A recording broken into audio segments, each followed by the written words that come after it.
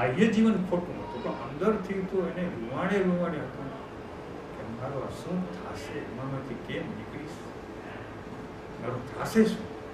તો કે અંદર તો એ જ પહોંચતું હતું, એ જ પુરુષાર્થ હતો.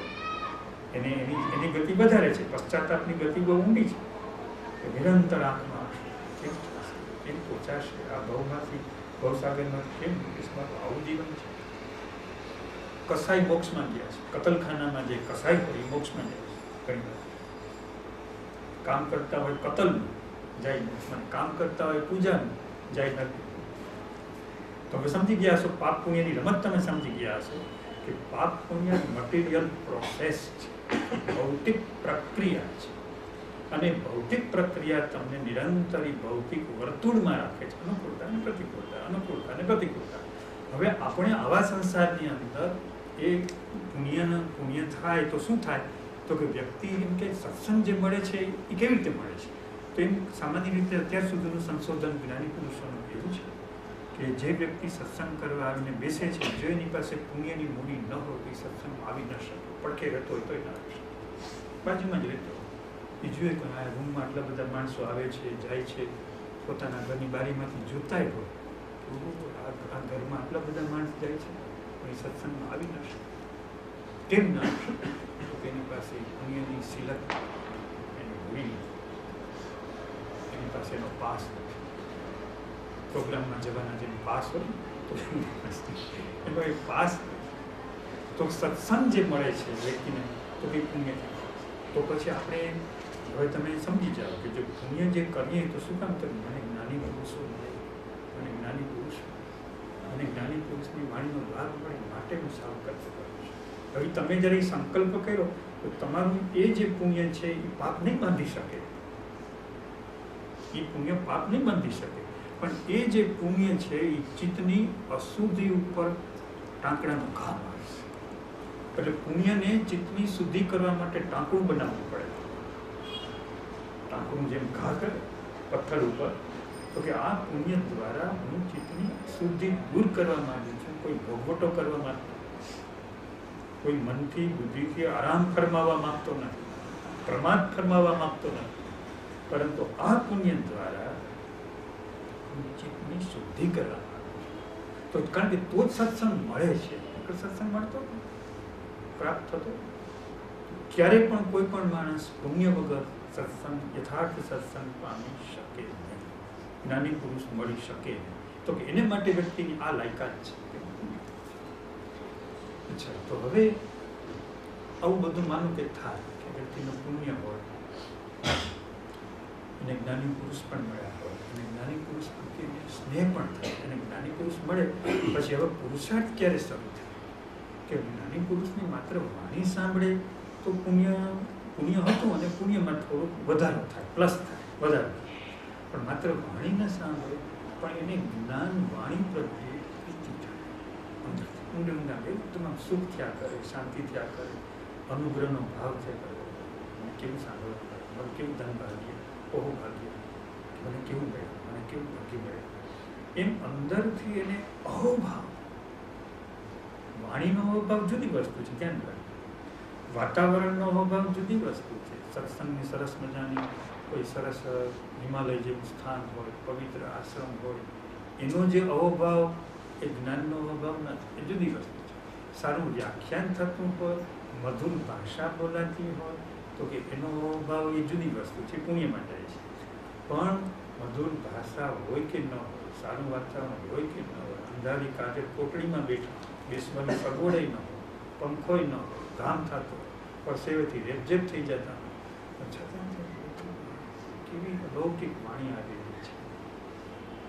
ક્યાંથી આ વાણી કેવા કેવા કેવા અંતરિક્ષના ઉચ્ચ સત્વોમાંથી આ વાણી આવી રહી છે. મારી લોટરી લાગી, એને પ્રીતિ થાય, જ્ઞાન પ્રત્યે પ્રીતિ થાય. તો ભગવાન એમ કહે છે કે આ પ્રીતિ થાય તો જે પુણ્ય છે એ ચિત્તની અશુદ્ધિને કાપવાનું એ જ પુણ્ય. એ પુણ્યનું ચલણ જગતમાં જ ચાલતું હતું, એ કે છે આત્માના ઘરમાં જ ચાલતું હતું એનું ચલણ પુણ્ય. આ જો જોડાઈ જાય તો પ્રશંસા નહીં, વખાણ નહીં, પણ ખરેખર એનો યથાર્થ એનો પ્રતિભાવ.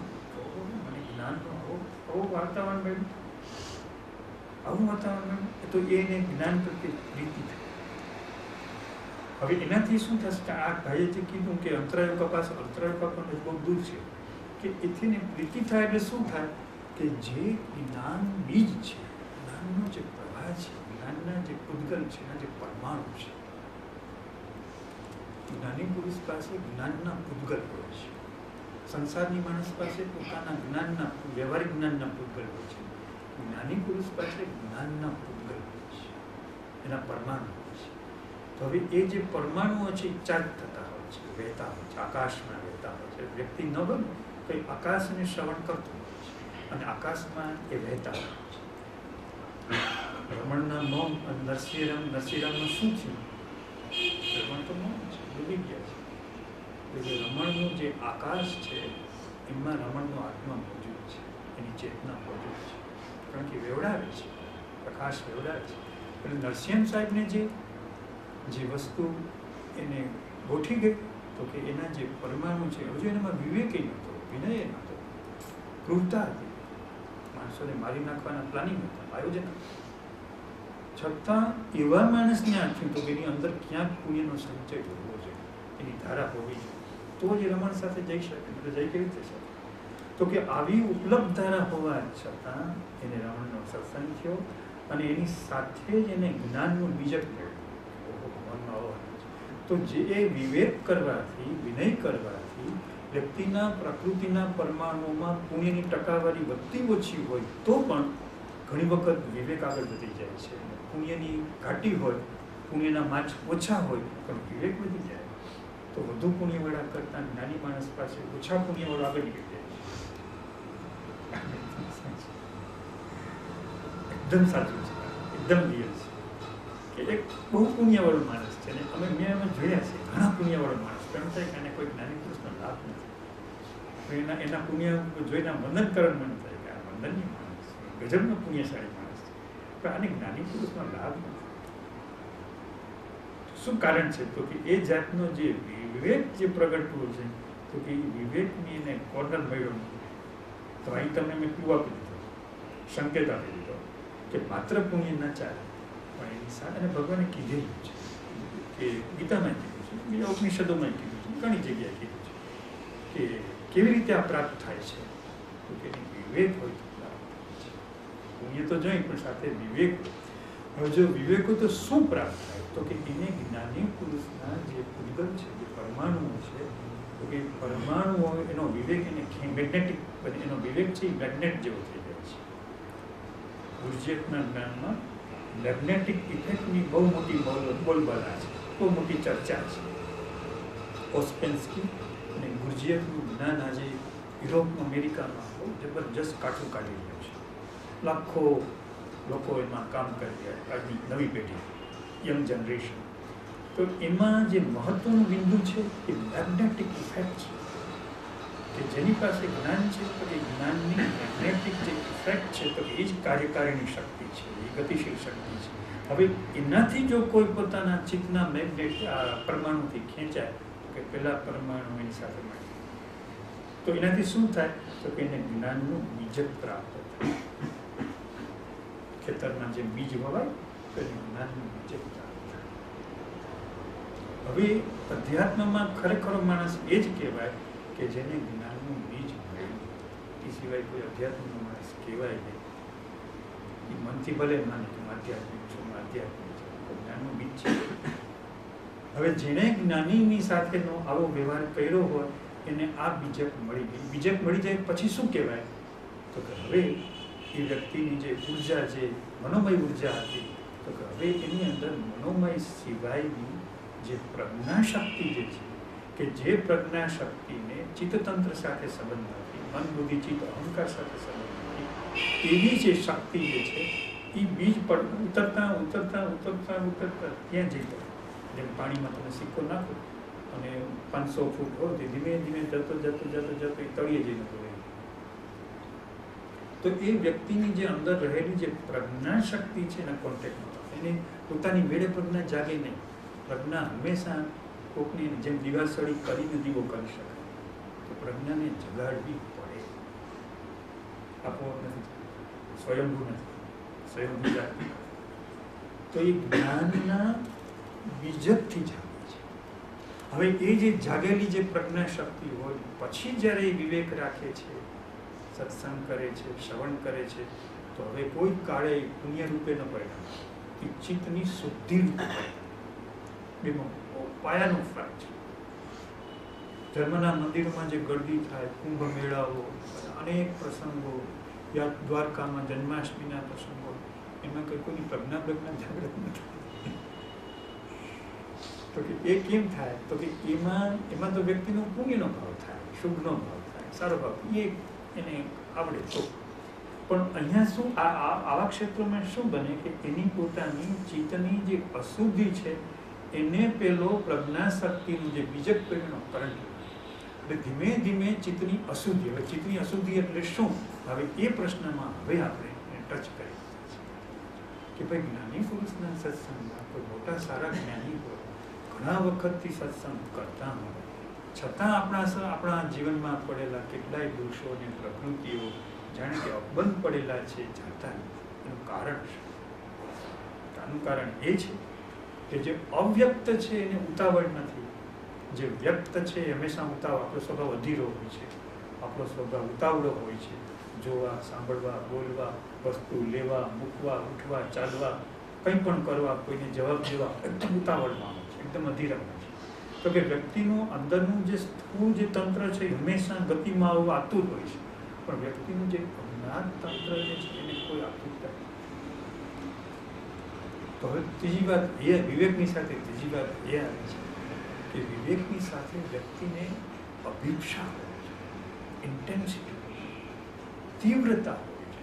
તીવ્રતા કૃત્રિમ રીતે ઊભી કરવાની. આ સત્સંગ સાંભળવામાં એક પ્રકારની તીવ્રતા. ચારે બાજુથી મને હું લગ્નના વરઘોડામાં ગયો તો બધાએ કોઈ મને કંઈ પ્રજ્ઞા ન જગાડી લગ્નના વરઘોડામાં. પણ સાચો સાધક લગ્નના વરઘોડામાં પણ પ્રજ્ઞાની તીવ્રતામાં હોય. તમારે કોઈ સાધકને જોવો હોય, જાય છે વરઘોડામાં, જાય છે જાનમાં, કોઈની જાનમાં જાય છે જાનૈયા તરીકે. પણ જાનૈયા તરીકે જાતું હોવા છતાં એની અભિપ્સા છે એ પ્રજ્ઞા. ત્યારે તમે સમજવાનું કે આ માણસ વહેલો કે મોડો પહોંચીને રહેવાનું નથી, કે લગ્નના વરઘોડામાં જાનૈયા તરીકે પણ પોતાની પ્રજ્ઞા શક્તિની સાથે ચાલી જઈ ગઈ. તો ત્યાં વિસ્મરણ થઈ જાય છે, ત્યાં વિસ્મરણ. એટલે વ્યક્તિના દોષો ઝડપ કરતા નથી, નીકળવાની ઝડપ કરતા નથી. હું શું કહું છું, તીવ્રતા કૃત્રિમ છે, ઝડપથી લાવવાનો પુરુષાર્થ કરવો એટલે જેને પુરુષાર્થ કીધો છે. અંદર જવું એ પુરુષાર્થ છે. પુરુષાર્થમાં તમારી પોતાની ઉર્જા અને શક્તિના જેટલા સાધનો છે એ બધા સાધનો એ દિશામાં લાગેલા હોવા જોઈએ. તો એ દિશામાં શક્તિ લાગીને વિવેક પછી બીજી વાત કરી અભિપ્સા. હવે જ્યારે વિવેક અને અભિપ્સા બે વસ્તુ થશે એટલે હવે બરાબરનો ખતરો હવે આવી ગયો. Now you are entering in danger zone. જે વ્યક્તિની અંદર પ્રજ્ઞા શક્તિ આવી ગઈ, વિવેક આવી ગયો, અભિપ્સા આવી ગઈ, ત્રણેય ભેગું થઈને કાંઈક તો કરવાનું જ છે. શક્તિ નકામી તો જાતી જ નથી, પ્રિન્સિપલ ઓફ એનર્જી. શક્તિ ક્યાંક તો કામ કરે છે, તો એ કરશે શું? તો કે અંદર પડેલા જે અંતરાયો છે એ અંતરાયો જે એનું ટાઈમટેબલ હોય એ પ્રમાણેના એ અંતરાયોને કાળનું તત્વ છે. જેમ વાયુ છે ને, પણ લોકોને એટલી ખબર છે કે હવા છે, એટલી ખબર છે, આકાશ છે એટલી ખબર છે, પણ જેવું આકાશ છે, જેવી હવા છે, એવું જ કાળનું તત્વનું અસ્તિત્વ છે. અને એ કાળ જ્યારે ઊભો થાય ત્યારે એ કાળ આવે ત્યારે જ એ ઘટના બને છે, ત્યાં સુધી બનતી નથી. તો હવે એ કાળના તત્વની સાથે આ ત્રણ વસ્તુ મુકાય છે, કાળની સામે મુકાય છે. પુરુષાર્થ ન કર્યો તો મુકાત નહીં, તો બધું એમને જમા થાત જ. એમાં કોઈ ન સમાય એવી વસ્તુ નથી. અનંત જીવન, અનંત જન્મો સમાના છે. હવે ક્યાં પ્રશ્ન જ રહ્યો? તો એમાં આપણા પ્રશ્નો ન સમાય એવું તો બને જ નહીં. આપણા અંતરાય એટલે એમાં સમાય.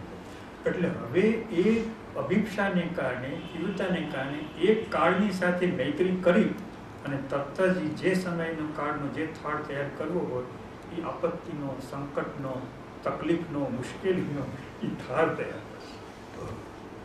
કે આ વ્યક્તિને જે આપત્તિ આવી છે, જે સંકટ આવ્યું છે, એ ચિત્તની એના પાપને કારણે નથી આવી, એના દોષને કારણે નથી આવી, પણ એને જબરજસ્ત ઊંચાઈનો જે પુરુષાર્થ આવ્યો છે, એ પુરુષાર્થના આદરવાને કારણે અંદર જે કોતરકામ થઈ રહ્યું છે, જે ખોદકામ થઈ રહ્યું છે, એને કારણે આ વસ્તુ બહાર આવી છે. તો એમાં ઘણા માણસો અધ્યાત્મની વિકેટો ફટાફટ, જેમ કેટલીક વાર 8-9 વિકેટ 100 રનમાં પડી જાય, એમ સાધકોની વિકેટો ફટાફટ પડી જાય છે. ડેન્જર ઝોન, ખતરો છે. કે અપમાનો આવે, તિરસ્કારો આવે, તમારા પર આક્ષેપો આવે, આરોપો આવે, અનહોની ઘટનાઓ બને, ધૈર્ય ન હોય, કલ્પનું ન હોય, અહીંયાથી મુશ્કેલીઓ આવી પડે, આવરણો આવી પડે. એ કેવી તમને એમ લાગે છે કે બહારથી આવે છે? નથી. એક અંદર જે કાળનું જે તત્વ જે છે અને અંદર જે પડેલો અંતરાય છે, એને બહાર સાથે જેમ મેગ્નેટિક ફોર્સ જેમ અધ્યાત્મમાં કામ કરે છે, એમ ભૌતિક જગતના પણ આવરણોના કાળના મેગ્નેટિક ફોર્સિસ છે, એ કામ કરે છે.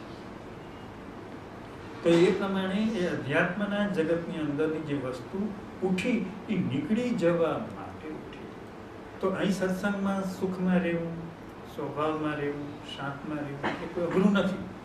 પણ જ્યારે વ્યક્તિની અંદર આ કામ જ્યારે ગતિશીલ થાય, ક્રિયાશીલ થાય, ત્યારે અંદરથી દુઃખ આવે. બીજી રીતે સાવ સહેલી ભાષામાં સમજવું હોય કે કોઈ માણસની પેટની ખરાબી છે અને પેટ સાફ કરવા માટેની એલોપેથીની કે આયુર્વેદની કોઈ પણ એ દવા લે છે, તો તમે જાણો છો કે પેટ સાફની ક્રિયા કંઈ સુખદ નથી, દુઃખદ છે. વીટ આવે, દુખાવો થાય, ચેન ન પડે, બેચેની થાય, ઘણી બધી અશક્તિ આવી જાય, પણ આપણે અંદરથી ખબર હોય છે કે સ્વાસ્થ્ય આવી જશે, શરીરનું આરોગ્ય આવી જશે. જેવું આ છે એવું જ આ છે. આ 50 બુદ્ધિથી કદાચ સાંભળી લેવાશે, પણ અમલમાં મૂકવું ભલભલાની આંખ, ભલભલા ઋષિ મુનિ, રાધેશ્યામ મહારાજ કહેતા કે ભલભલા ઋષિ મુનિ જાય હારી. આ જ્યારે શતાનનો ચરખો જ્યારે બહાર નીકળે ત્યારે કે ભલભલા ઋષિ મુનિઓ હારી જાય છે, રોઈ પડે છે, આંખમાં આંસુડા આવી જાય છે. એવું છે.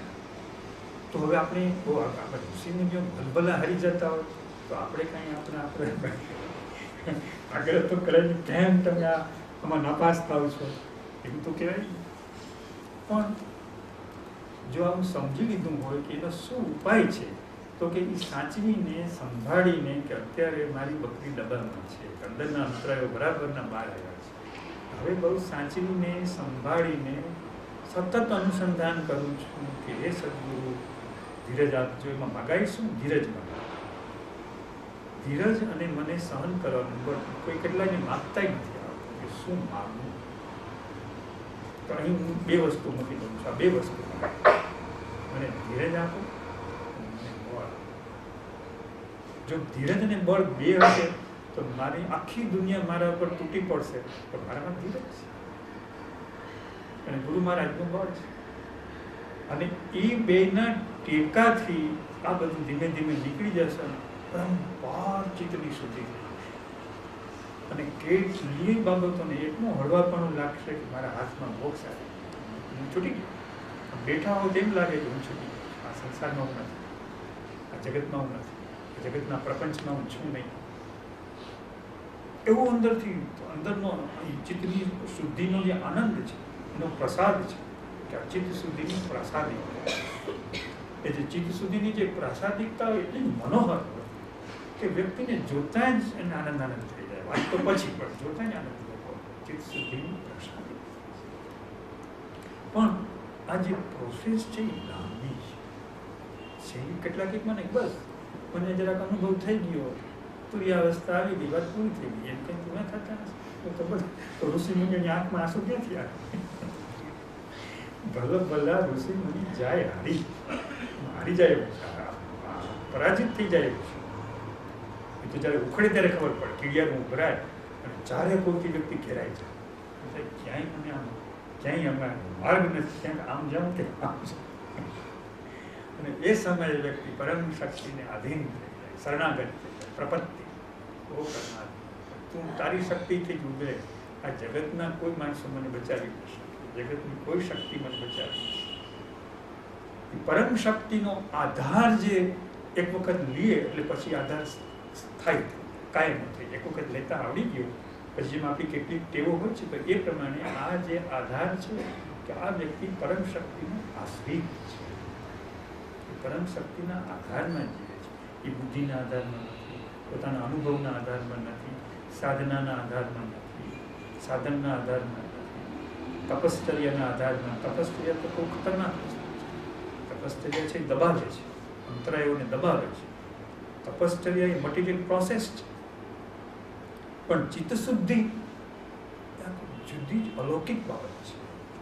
તપશ્ચર્યા છે ઘણી વખત શારીરિક હોય છે, માનસિક હોય છે, બૌદ્ધિક હોય છે, એનો પ્રકાશ હોય છે, જેમ શરીરનું વ્યક્તિત્વ હોય છે, બુદ્ધિનું વ્યક્તિત્વ હોય છે, વસ્તુઓનું એક વાતાવરણ હોય છે. એ જ પ્રમાણે તપશ્ચર્યાનું એક જગત છે, પણ તપશ્ચર્યાનું એ જગત દૈવી નથી, દિવ્ય નથી. જે દિવ્યતા જેને કહેવામાં આવે તો એનો સંબંધ છે સંપૂર્ણપણે ચિત્તના મન, બુદ્ધિ, ચિત્ત અને અહંકારની સંપૂર્ણ ચોખ્ખાઈ, સંપૂર્ણ ગેરહાજરી એ ચિત્તની ચૈતસિક પ્રાસાદિક છે, પ્રસાદ છે, પરમાત્માનો પ્રસાદ છે. તો હવે અહીં જોખમી વસ્તુ આપણે એ મૂકી કે ધીમે ધીમે આસ્તે આસ્તે જ્યારે જ્યારે અંદરના અંતરાયો ઉખડે ત્યારે કે ભાઈ હું તો આ માર્ગનો જ પ્રવાસી છું. કોઈ માણસે પોતાનું જૂનું મકાન બાપદાદાનું 100-200 વર્ષ તોડે અને મોટો ફ્લેટ બનાવે તો હવે તોડફોડ થાય કે ભયાનક હોય. એ તોડફોડ કંઈ જોઈ સહેલી છે? બીજી વસ્તુ તૂટતી હોય એ આપણી તોડફોડ છે. અંદરના અંતરાયો બધા તૂટે છે, બહાર તો દરેકને આજ પ્રમાણે ડરી ન જાઓ, આવશે જેવું નથી. પણ કોઈ બહુ ચિત્ત સુધીનો જબરો પુરુષાર્થ કરે અને સંભવ છે કે અંતરાયો અનંત જન્મના પડ્યા હોય તો એ માર્ગ કરે. તમે ખોતરું બહાર ક્રિયાનું બહાર, જો ખોતરો નહીં તો દબાઈ જાય. તમારે પૂર્ણ પ્રકાશ જોઈએ છે, પૂર્ણ આનંદ જોઈએ છે, પૂર્ણ શાંતિ જોઈએ છે, ભવદુઃખમાંથી બહાર નીકળવું છે, ભયમાંથી બહાર નીકળવું છે કે તો પછી અને કુદરતની એવી કૃપા હોય છે કે વ્યક્તિ જેટલી જીભ જીવી શકે મોટે ભાગે એનું પ્રમાણ જળવા. કીડીને કણ, હાથીને હારો, તો જે સંકટ, જે આપત્તિ, તો એ વ્યક્તિની જેટલી હેસિયત હોય, જેટલી એની પાત્રતા હોય, જેટલી એની આંતર તૈયારી હોય એટલા પ્રમાણમાં આવ્યા કરે. પ્રમાણનું લગભગ જેમ સાગરની ભરતી આવે તેના પ્રમાણમાં જ આવે, ભરતીના પ્રમાણથી બાદ ના આવે. તો મોટે ભાગે એ વ્યક્તિની જે ચેતનાની જે કક્ષા હોય એ પ્રમાણે આવે. એમાં પણ જો વિવેક જાળવી જાય તો ભારે કામ થાય એને જાય. હવે આ વસ્તુ કેટલીક વખત એક મોટી સંકટની આપત્તિ આવી જાય ને ફરી પાછું પ્રાસાદિકતા થઈ જાય. એમાં ઘણા માની બેસે છે હવે અમે પૂગી પછી વેરી વેરી સ્લો પ્રોસેસ, બહુ ધીમી પ્રક્રિયા, અતિ ધીમી પ્રક્રિયા. વળી ધીમે ધીમે ધીમે ધીમે તમારો પુરુષાર્થ થવા મળે તો વળી નીચેના બીજા સ્તર ફૂટે, ગાંઠ ફૂટે કહેવાય કે એની ગાંઠો ફૂટે. એટલે વળી નીચેથી અંદરની નવી નવી ગાંઠો ફૂટે. એ ગાંઠો ફૂટે એટલે ફરી નવો પુરુષાર્થ કરવો પડે. એટલે અધ્યાત્મમાં તમારું સતત રોકાણ જ રહીએ. કેટલાક એમ મને કે આ આંખ બંધ કરીને બેસવું એ પુરુષાર્થ છે, એની સાથે કંઈ લેવા દેવા. 4 કલાકના આસન ન કરવું એવો મતલબ નથી, પણ 4 કલાકના આસન સાથે એને સંબંધ નથી. અમારું 4 કલાકનું આસન હતું તો એથી કંઈ અંતરાયથી ભયચા નથી. તો કે એ જે 4 કલાકનું જે ધ્યાનનું જે આસન છે એ પુરુષાર્થ નથી. કેટલાક એ આસન ન કરે તોય પુરુષાર્થ થાય છે. 4 કલાકનું આસન ન કરે તોય, અથવા તો તમે અમુક પ્રકારના જપ કરો એ પુરુષાર્થ, તો કે ન કરતા હોય એને પુરુષાર્થ શું ચીજ છે? પુરુષાર્થ વસ્તુ શું છે? તો કે પુરુષાર્થનો સંબંધ સાધન સાથે ન હોય. તમે અહીંથી રાજકોટ જાઓ તો રાજકોટમાં તમારું સાધન મહત્વ નથી. કોઈ સ્કૂટર ઉપર જાય, કોઈ મોટરમાં જાય, કોઈ ટ્રેનમાં જાય, કોઈ બીજી રીતે જાય, ત્રીજી રીતે જાય, રાજકોટ તો પહોંચવાના જ છે. સાધનમાં તો વ્યક્તિ અધ્યાત્મને સાધન સાથે સાંકળે છે. આ ભૂલ કાઢી નાખો. અધ્યાત્મ સાથે સાધન સાથે વ્યક્તિ પોતાના પુરુષાર્થને સાંકળે છે. સાધન ભલે કેટલાક જ્ઞાની પુરુષો પુણ્યની ના પાડે છે, અને એવા જ્ઞાની પુરુષોના સંપર્કમાં હતા અને છીએ કે જે સાધનના વિરોધી છે. કોઈ સાધન શું કામ ચિંતો તમને ટોકે છે, વઢે છે, અમારા વડીલ છે, માવતર છે કે તમે તમારી પાસે આવનારા તમે સાધન કેમ આપો છો? એનું કામ લંબાશે, એનું દુઃખ લંબાશે, એનું પ્રારબ્ધ લંબાશે. સાધનને કારણે જ કે એની સાથે એનું એડજસ્ટમેન્ટ થઈ જાય. સાધન કેમ આપો છો? પણ સાધન જો ન હોય તો વ્યક્તિ વધારે ગુમરાહ થઈ જાય, ચૂપ થઈ. એટલે કોઈ એક સાધન તો જોઈ, પણ સાથે સાથે એમ કહેવાય કે ભાઈ આ સાધન છે જેમાં શરીર જોઈ, શરીર હોય તો જ જ્ઞાન થાય. પણ શરીર કંઈ સત્ય નથી, નાશવંત છે. તો જેમ શરીરની જરૂર પડે છે એ પ્રમાણે કદાચ જ્યાં સુધી વ્યક્તિને હજી પૂરેપૂરી મોકળાશ અંદરના અંતર પ્રકાશમાં આવી નથી ત્યાં સુધી કદાચ એ સાધન રાખીએ તો અપવાદ કહેવાય કે આ રાખો, એકાંત સેવન કરો, મૌન સેવન કરો, ધ્યાનમાં રહ્યો, ઉદાનમાં રહ્યો, જાગૃતિમાં રહ્યો, કર્મયોગમાં જાગૃતિ રાખો, સેજ જરાક પાપનું બળ વધારે હોય તો થોડુંક પાપનો થોડોક છેદ ઉડાડો, વધારે પડતા દોષ હોય તો થોડાક દોષને કાપો. આ બધા સાધન છે. હવે એ જે સાધન જે વ્યક્તિ જેમ જેમ આગળ વધતી જાય તો પુરુષાર્થ, આપણો મુદ્દો એ છે કે પુરુષાર્થને સાધન સાથે સંબંધ નથી, પુરુષાર્થને ઉર્જા સાથે સંબંધ છે. એનર્જી, શક્તિ, શક્તિ સાધના, શક્તિ સંચાર, કે શક્તિનો સંચાર થયો છે. કે અંદર પડેલી શૂન શાંત પડેલી શક્તિને ઉઠાડતી, પટ જાગૃત થાય. તો કે શક્તિ સંચાર એ પુરુષાર્થ છે. હવે આ શક્તિ આપણને કોણ આપે? ક્યાંથી લાવે? તો હવે તમે શક્તિ ઉપર જરા કેન્દ્રિત થાવ. કઈ શક્તિ? તો કે જે શક્તિ ઋતુંબર પર પ્રજ્ઞાની જે ઋતુંબરાની જે શક્તિ જે છે, તો કે એ શક્તિ હોવા છતાં સીધી રીતે જ્યાં સુધી આપણી પોતાની કૃત્રિમ શક્તિ, પાર્થિવ શક્તિ કૃત્રિમ રીતે જ્યાં સુધી એક્ટિવ નથી થતી ત્યાં સુધી પ્રજ્ઞા શક્તિના આત્મા જાગતો સ્વતંત્ર.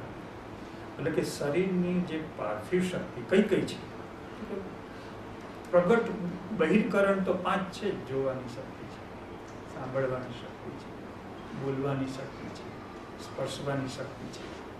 તો કે આ જે પંચેન્દ્રિયોની જે શક્તિ છે, તો કે જોવાની જે શક્તિ છે એના દ્વારા વ્યક્તિ પુરુષાર્થ કરી રહી છે કે મહાત્મા રસ્તે જાઓ છો એમ કે મહાત્મામાં જઈ રહ્યો છું, મારી ચિત્ત શુદ્ધિ કરવા જઈ રહ્યો છું, એમ પોતાના આંખથી જુએ છે. તો એવી રીતે એ સંવેદન કરે છે.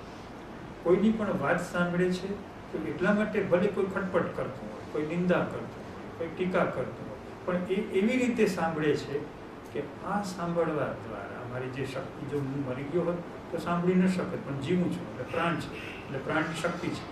તો કે એ પ્રાણની શક્તિથી હું જે સાંભળું છું, તો કે એ સાંભળવાની પ્રક્રિયા મારી પ્રજ્ઞા જગાડી રહી છે, મારી પ્રજ્ઞાને એક્ટિવ કરી છે. અત્યારે હું બોલું છું, તમને એમ થાય કે હું બોલું છું, પણ હું બોલું છું એટલા માટે બોલું છું કે મારી અંતઃકરણની જે પ્રજ્ઞા છે એ સુતેલી નથી, જાગૃત.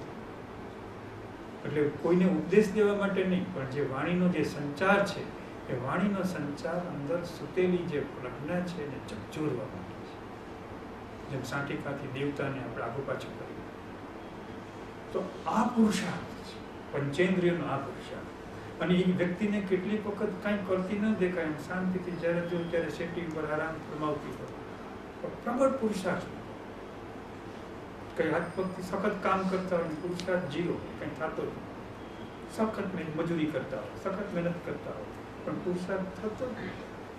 કોઈ વ્યક્તિ કશું ન કરતી હોય, માત્ર બેઠી હોય, તો એનું મીટર એટલું ફાસ્ટ ચાલતું હોય કે ચાલતું રોકી ન શકાય, એટલું પ્રચંડ પુરુષાર્થ કરતો હોય, શાંત ક્રાંતિ હોય, એની જે પ્રજ્ઞાશક્તિ છે, આત્માશક્તિ છે, બધું વિસ્ફોટ કરતી હોય, અવકાશની અંદર જબરજસ્ત કામ કરતી હોય, વ્યાપક ફલક. તો કે એ પુરુષાર્થમાં શરીરનું માધ્યમ છે, અને શરીરનું માધ્યમ ભૂલે ચૂકે પ્રજ્ઞાની વિપરીત ક્યાંય જતું એ એનો વિવેક છે, વિનય છે.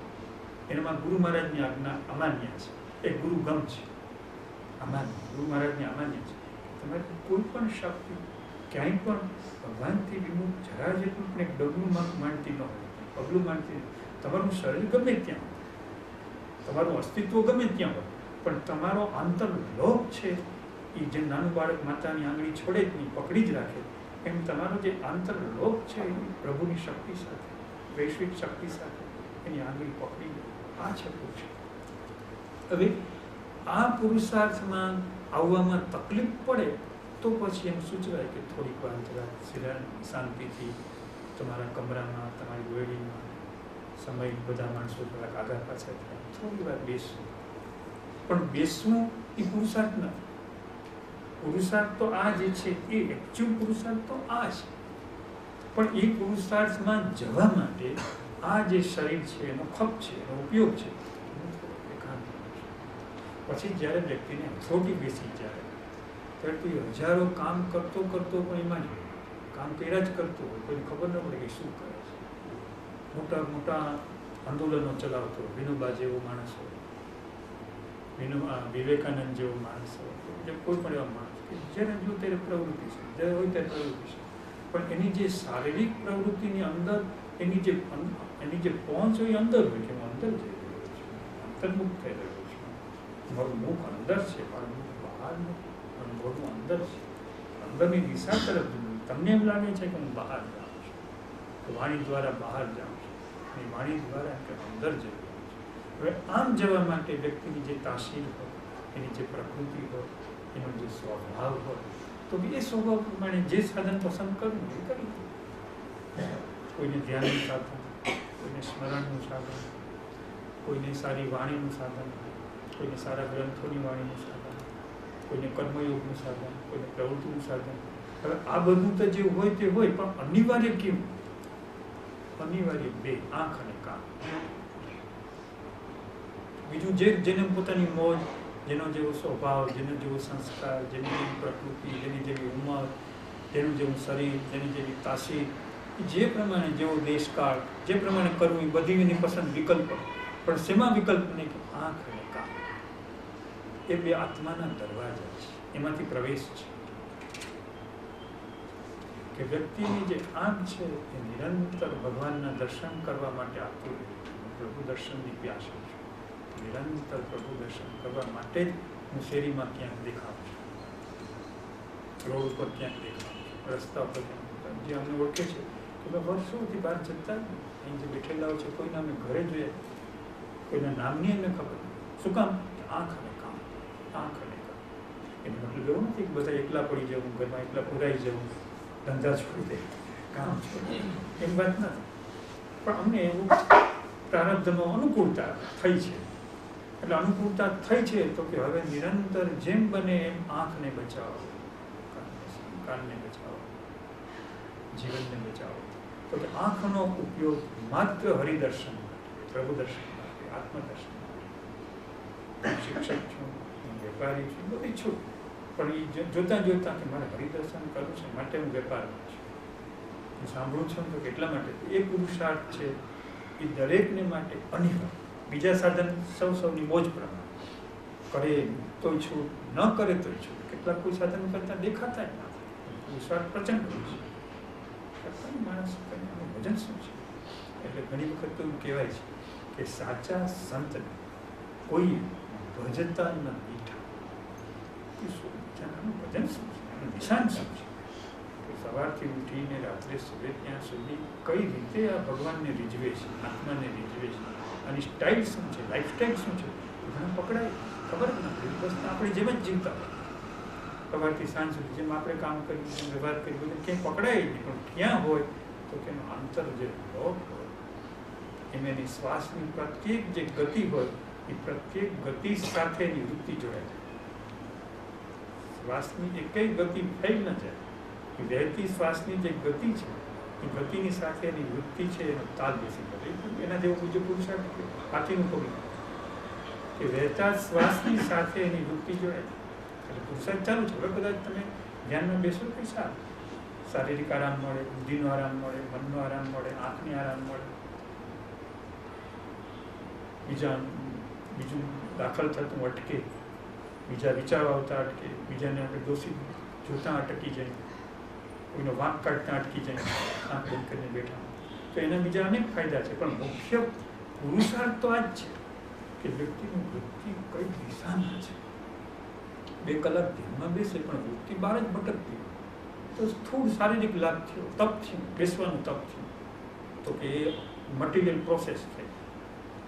પણ દિવ્યતાની ગતિ, દિવ્યતાની તીર્થયાત્રા તો જ્યારે વ્યક્તિની વૃત્તિ એમાં જોડાઈ જાય, અંતર્વૃત્તિ પૂરેપૂરી, કે અંતર્વૃત્તિને વ્યક્તિ બીજું વ્યક્તિની અંતર્વૃત્તિને વ્યક્તિ પોતે જ જાણી શકે, બીજા ન જાણી શકે. બીજા તો તમારું બાહ્ય વર્તન જોઈએ, બાહ્ય ચેષ્ટા જોઈએ, બાહ્ય ભાષા જોઈએ, વ્યવહાર જોઈએ, પણ એ પુરુષાર્થ નથી. પુરુષાર્થ તો વ્યક્તિ પોતે અંદરથી છાનો એકલો જ જાણે છે. એ જે વૃત્તિ છે પુરુષાર્થ ત્યાં કે જે એકલો જ જાણે, બીજું કોઈ જાણે. ત્યાં વ્યક્તિનો વેટ પડી જવું, ત્યાં એનું વજન પડી જવું, આ ન ચાલે, આ ન સોંપે, આ ઠીક નથી, આ ઠીક છે, એ પુરુષાર્થ. હવે એ પુરુષાર્થની ગતિ જેમ જેમ થતી જાય તેમ અંતરાયો ક્રમે આવશે. ઘણી ઊંચી કક્ષાએ પહોંચ્યા પછી પણ એમ ખબર ન પડે એવા અંતરાયો આવે, કોઈ શારીરિક રોગ રૂપે પણ આવે, અંદર પડે. માનવામાં આવે છે કે કોઈ પણ રોગ છે કોઈ પણ પ્રકારના દોષમાંથી જ આવે છે, માનવામાં આવે છે અધ્યાત્મ ક્ષેત્રની અંદર કે દોષ વગર રોગ આવે. પછી ભલે તમારો દોષ ચાલુ સમયનો ન હોય, ભૂતકાળનો દોષ હોય, પછી એનું પરિણમન થયું હોય, આજે થયું 50 વર્ષ પહેલાનો દોષ હોય, એ 50 વર્ષ પર જેમ આપણે આંબો વાવીએ તો 10 વર્ષે ફળ આવે, વાવો છે આજે ને ફળ 10 વર્ષે આવે છે. તો એમ કોઈ પણ રોગ આવ્યો, શારીરિક રોગ આવ્યો કે માનસિક કંઈક વિક્ષેપ આવ્યો, તો કે ભૂતકાળમાં ક્યાંક એનું વસ્તુ પડેલું હતું એ આવે. તો આ તમે જો કેટલું સ્લો પ્રોસેસ છે. 80 વર્ષે 90 વર્ષેના જ્ઞાનીને કેટલીક વખત કોઈ મોટો અંતરાય આવે, બહારથી આવી પડે, અંદરથી આવી, કે આ એના ક્યાંકથી આવ્યું, સ્લો પ્રોસેસ છે, ધીમે ધીમે આવે. એટલે એમ માની ન લેવું કે ક્યારે અંતરાય નહીં જાય, આવી શકે છે ગમે ત્યાં. અને ઉલટાનું આવે. બીજી વાત કે એને ઘણા લોકો ખરાબ માને છે. સુકન અને અપસુકનની દુનિયા છે ને, આખી જગતની દુનિયા લાભની દુનિયા છે, લાભ અને સુખ, શુભ અને લાભ. તો અંતરાય જે આવે એને તમે સિદ્ધ મહાત્માઓને પૂછશો તો પછી શુભ અને લાભ છે, તમારું સુખ કરશે, તમારો લાભ કરશે. તો આ તમારી દ્રષ્ટિ ફેરવવામાં તમને અતિશય ત્રાસ થવાનો છે. જગત જેને શુભ અને લાભ કહે છે અને મહાપુરુષો જેને શુભ અને લાભ કહે છે, જુદી જ વસ્તુ. એ જ્યારે સંકટ આવે તો તમારું સુખ થાય, તમારો લાભ થાય, કારણ કે અંદરની વસ્તુ બહાર આવી, એ બહાર થોડી પાછી બેસી જવાની છે. પણ વિક્ષેપ હોવાને કારણે, આવરણ હોવાને કારણે, અસુખ હોવાને કારણે, અશાંતિ હોવાને કારણે વ્યક્તિને માની શકતી નથી કે આમાંથી મારો ધર્મ લાભ થવાનો છે, આમાંથી મારો અધ્યાત્મનો લાભ થવાનો છે, આમાંથી મારો આત્માનો લાભ થવાનો છે, આમાંથી હું મુક્ત થવાનો છું, આ દુઃખમાંથી હું મુક્ત થવાનો છું, આ રોગ મને મુક્ત કરવા આવ્યો છે. તો કે એ ધીમે ધીમે તમારે આ સત્સંગની મીઠી વાણીની સાથે સાથે પેરેલલ છાના આ વાત વણી લેવાની છે કે સંકટ અને આપત્તિને આપણે સામેથી નોતરવા ન જવાય. આવો સંકટ ભગવાન, આવો તમે 500 રૂપિયાનું ચેક આપો, એમ નહીં. પણ સંકટ છે અંદરથી આવ્યું કે બહારથી આવ્યું, જરૂર કંઈક સુખ કરવાનું છે. એક દ્રષ્ટાંત આપી દો એટલે તમને ખ્યાલ આવે. અવારનવાર બાપાના છે કે ભાઈ અહીં અલિયાબાદ કોલેજના પ્રિન્સિપાલ હતા શિરીષભાઈ માકર. તો કે ભાઈ એને અમદાવાદના રેલવે સ્ટેશન ઉપર હાર્ટ એટેક આવ્યો. એટલે બાજુ કોઈ નિશાની કરી કે મને એટેક આવ્યો છે. કોઈ તેના સગાઓને ફોન કર્યો ને ડૉક્ટરને ત્યાં લઈ ગયા. ડૉક્ટરે કીધું 3 મહિના સુધી તમારે હલવા ચલવા આમના પડ્યા, પડતું નહીં ફરે. માણસ અકળાઈ જાય, પડતું પણ ફરે. કેટલો મોટો અંતરાય, નાની ઉંમર કે મોટી ઉંમર બધું બોનસ છે, ભલે આવ્યું. હવે છોકરાઓ 8, 10, 12 વર્ષના નાના છોકરાઓ, આ તો શરીર તો પડવાનું તૈયારી. આ શું થશે, બધો વ્યવહાર તો બધો કાચો થશે. શું તો આ સંકટ તો મોટામાં મોટું. હવે તમે એને કેમ કહેશો કે આ શું છે, આમાંથી ધર્મ લાભ થવાનું છે, સુખ થવાનું છે, તમે કેવી રીતે માનો?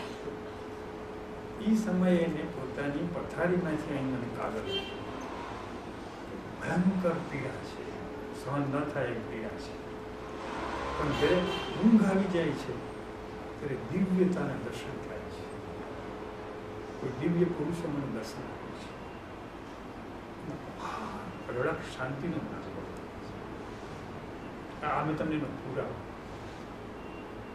કે બહાર જે છે શરીરને આક્રમણ છે, વિક્ષેપ છે, તકલીફ છે, સમસ્યા છે, પણ એ જગત જુદું જગત છે અને એ જગતના પ્રશ્નો છે, એની સમસ્યાઓ છે, એની હકીકતો છે, એના નિરાકરણો એના સાધનોથી થતા હોય થયા કરે, જે રીતે થતું હોય રીતે એના ઉપચારો જેમ થતું. પણ એ જગતની સાથે અધ્યાત્મનો માણસ હોય નહીં, એની વૃત્તિ બીજા પુરુષાર્થ આ બધાના નિયમ પ્રમાણે ચાલશે, થવા બનશે. પણ હું તો આ શરીરમાં હોવા છતાં અશરીરી છું, દેહમાં હોવા છતાં વિદેહી છું, અને શરીર નહીં હોય ત્યારે વિદેહી રૂપે નહીં પણ અદેહી રૂપે તો હું રહેવાનો જ છું. કારણ કે અનંત કાળથી હતો. સૃષ્ટિની ઉત્પત્તિની વાત જ નથી કે સૃષ્ટિની ઉત્પત્તિ પહેલા હું હતો, અને સૃષ્ટિ આખી નાશ પામી જશે ત્યારે પણ હું હોઈશ.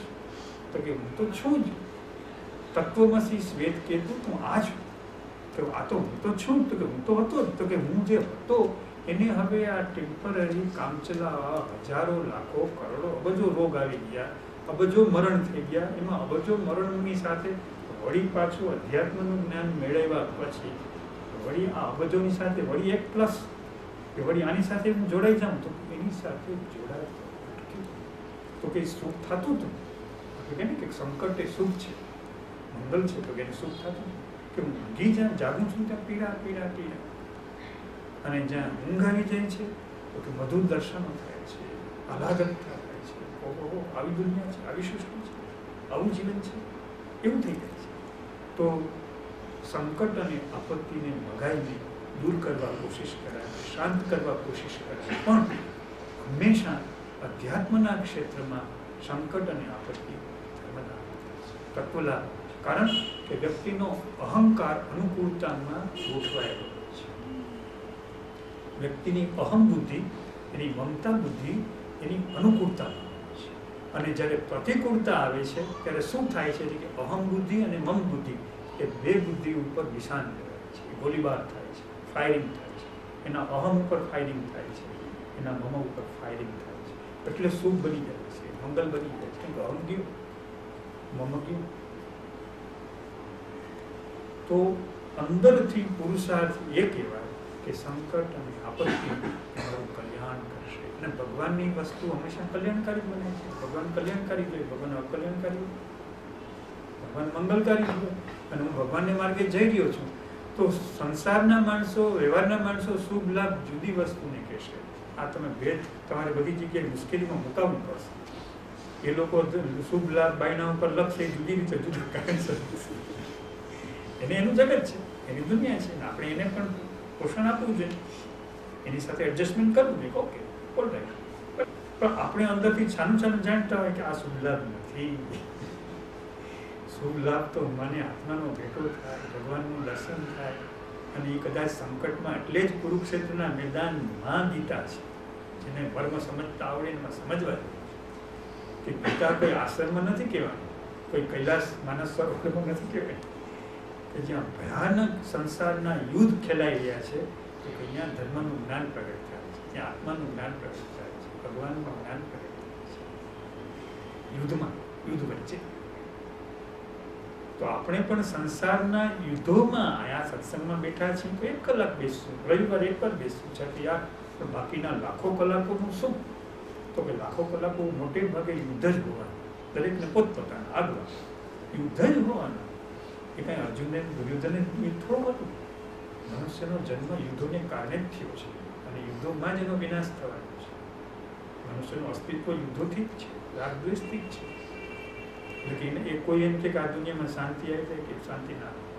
શાંતિ તો જે પુરુષાર્થ કરે છે એના ચિત્તમાં, જગતમાં ના આવે. કોઈ હોતી નહીં, છે નહીં ને હશે.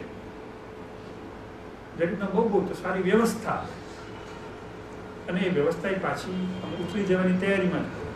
ઉથલો માર્ગ જેમ આપણું શરીરનું સારામાં સારું આરોગ્ય હોય તો પણ એ જતું રહેવાની તૈયારીમાં જ હોય. તો કહેવાતું જગતનું જે સારું વાતાવરણ છે એ ઉથલો માર્ગની તૈયારીમાં હોય. તો શાંતિ ક્યાં હોય? તો કે જ્યાં અંતર જગતનો પુરુષાર્થ છે ત્યાં શાંતિ હોય. તો જગતમાં અશાંતિ હોય, કુટુંબમાં ક્લેશ હોય, સમાજમાં અશાંતિ હોય, પણ જેના ચિત્તની અંદર આત્મા વસે છે તો કે ત્યાં આનંદ, શાંતિ, એનું ચિત્ત છે નિરંતર મોક્ષનો અનુભવ કરતું, મુક્તિનો અનુભવ કરતું, કાંઈ કંઈ અડતું અંદર બધું અસ્પર્શિત છે. હવે આ સ્લો પ્રોસેસ આપણે મૂકી આ પ્રશ્ન દ્વારા. આ એમ ન માનતા કે આ કોર્નર ઉપરથી આવેલો પ્રશ્ન છે. આ પ્રશ્ન દ્વારા મેં એવો પ્રયત્ન કર્યો છે કે દરેક વ્યક્તિને પોતાનો આ પ્રશ્ન લાગે, પોતાની સમસ્યા લાગે અને પોતે પોતાની રીતે જીવે કે કદાચ મને ધ્યાનમાં કોઈક વખત સંભવ છે કે સમાધિ લાગી જાય. ઘણાને લાગી જાય છે કે વ્યક્તિને એવી સ્થિતિ આવી જાય કે મન, બુદ્ધિ, ચિત્ત, અહંકાર શાંત થઈ જાય, ઊંચી અનુભૂતિ થઈ જાય. તો એમ ન માની લેવાય કે આપણે ભવસાગર તળી ગયા છે સમાધિ. એટલે કબીર સાહેબ કહે છે કે ધ્યાન રાખજો કે મૃત્યુ તમારી સમાધિને મારી નાખશે, તમારી સમાધિને ક્યાંય નાખી દેશે.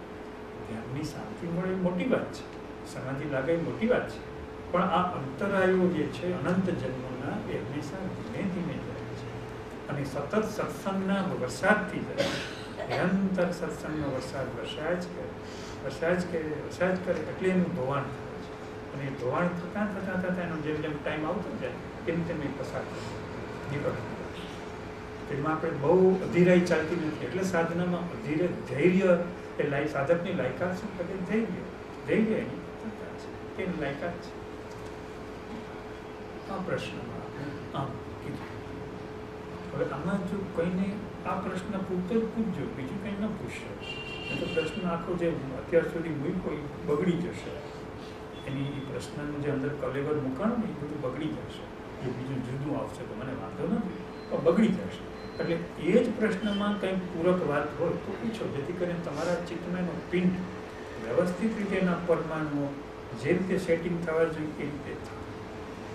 એટલે એના અનુસંધાન કંઈક એમ લાગે આનો ખુલાસો જરૂરી છે તો પૂછી નાખો, કારણ કે પૂછાશે તો જ આવશે ને. અહીં તો બધી શાંતિ છે, ઓમ શાંતિ, ઓમ શાંતિ, ઓમ શાંતિ. પૂછાશે તો આવશે.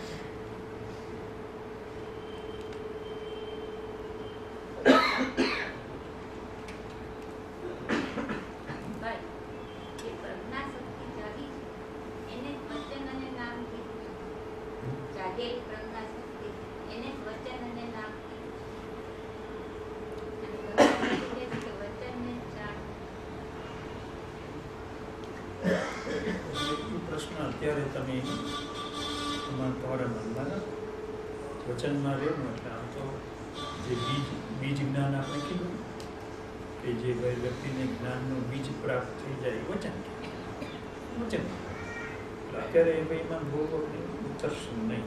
મેં કીધું ને કે પરમાણુ આ પરમાણુને ઊંધા જતા કરી નાખે, સ્ટેપ બાય કરી નાખશે. એટલે અત્યારે એટલું જ રાખો કે એ જ્ઞાનનું જે બીજક છે એ વચન કહેવાય. સમજ આપણે કરીએ છીએ, દોષને બહાર કાઢવાનો પ્રયત્ન કરીએ છીએ અને તમે કહ્યું એમ દોષ બહાર આવ્યા પછી દેખત જાય એમ તમને કહ્યું છે, પણ ઘણા પ્રયત્નો કરવા છતાં દોષ જ દેખાતા નથી. તો શું કરવું?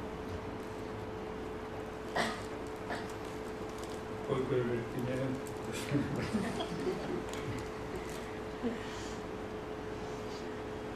આપણે કીધું ને કે દેખત જાણ, જોતા જોતા બધું નીકળી જાય. જેમ જેમ તમારો પુરુષાર્થ વૃત્તિનો બધું આવે એમ જોતા જોતા જે પણ કેટલીક વ્યક્તિ એવી હોય કે એને દોષ દેખાય, પોતાના પ્રકૃતિના દોષ દેખાય. તો જેને પ્રકૃતિના પોતાના દોષ નહીં દેખાય પણ બીજાની પ્રકૃતિના દોષ તો દેખાશે.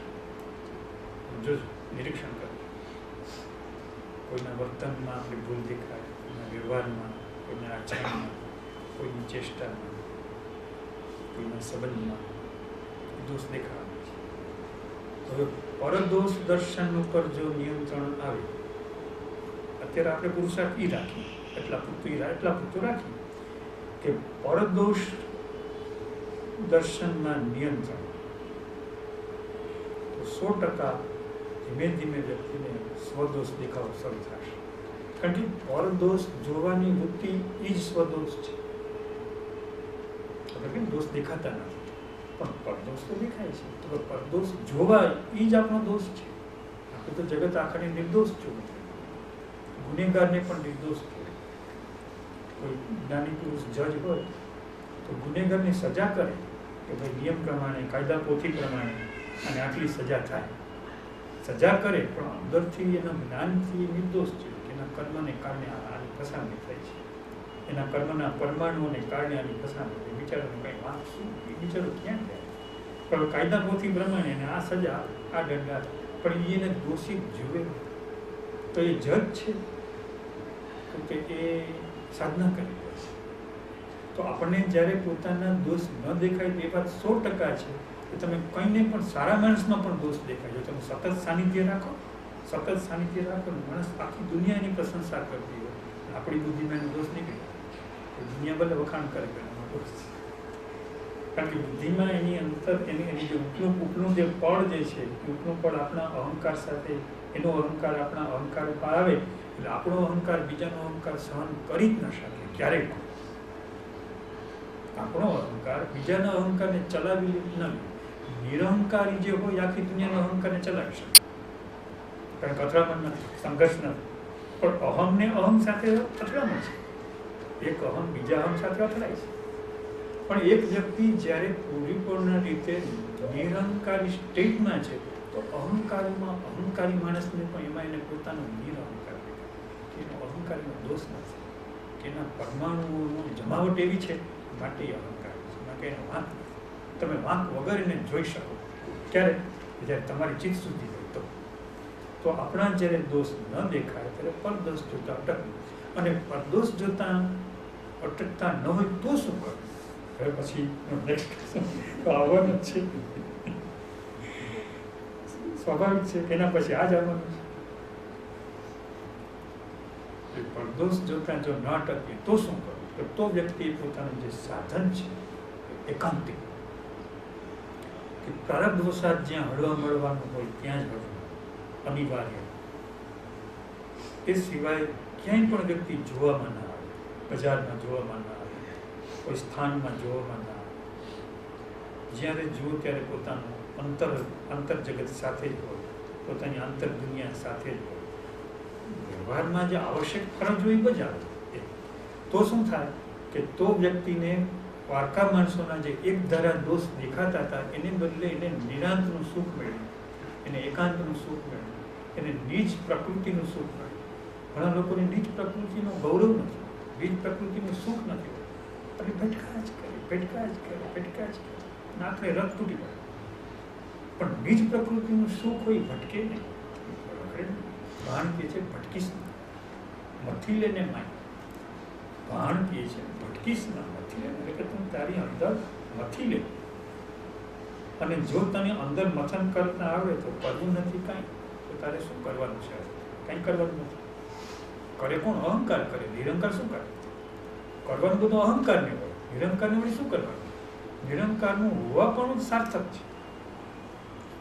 તો જ્યારે આપણને બીજાના દોષ જોતા આપણે અટકી શકતા ન હોય તો એકાંતનો અભ્યાસ, ધ્યાનનો અભ્યાસ, એકાંતિક સારી પ્રવૃત્તિનો અભ્યાસ, સ્વાધ્યાયનો અભ્યાસ, આ જે અભ્યાસની જે વૃદ્ધિ થાય એટલે એને કારણે આપણે એમ થાય કે જે કોઈ દોષિત જોઈ તો દોષ થાય સ્વાભાવિક. જેમ શરીરમાં રોગ થાય ડૉક્ટરને સ્વાભાવિક લાગે, ડૉક્ટર વધે નહીં. દવાખાનામાં કોઈ દર્દી જાય તો લગભગ ડૉક્ટર વધે નહીં, કેમ માંદા પડ્યા, એની સારવાર કરે. તો એવી જ રીતે જ્ઞાની પુરુષ કોઈની વધે નહીં કે કેમ અહંકારી છો, એટલે જાણે કે જો અંદરનો મળ છે એ અહંકાર જ ઊભો કરે, કેમ એમાં કંઈ બીજો રસ્તો જ નથી. પણ એના ઉપાય કરાય, એના રસ્તા કરે કે જો એનો ઉપાય છે, આ વિકલ્પ છે, આ વિકલ્પ છે, આ વિકલ્પ છે. તો જ્યારે વ્યક્તિના વિકલ્પો એને મળે ત્યાર પછી એને બીજાના દોષો ના.